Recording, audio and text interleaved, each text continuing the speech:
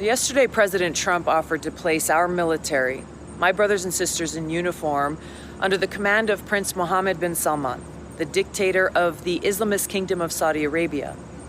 Trump said we are locked and loaded, but are waiting to hear from the kingdom as to who they believe was the cause of this attack and under what terms we would proceed. Now, Mr. President, as you know, I have never engaged in hateful rhetoric against you or your family, and I never will. But you're offering our military assets to the dictator of Saudi Arabia to use as he sees fit is a betrayal of my brothers and sisters in uniform who are ready to give our lives for our country, not for the Islamist dictator of Saudi Arabia. And for you to think that you can pimp out our proud servicemen and women to the Prince of Saudi Arabia is disgraceful. And it once again shows that you are unfit to serve as our commander-in-chief.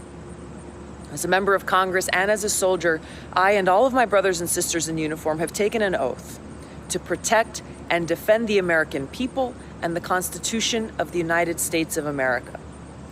There is nothing in our Constitution that gives you the power to go to war without the express consent of Congress.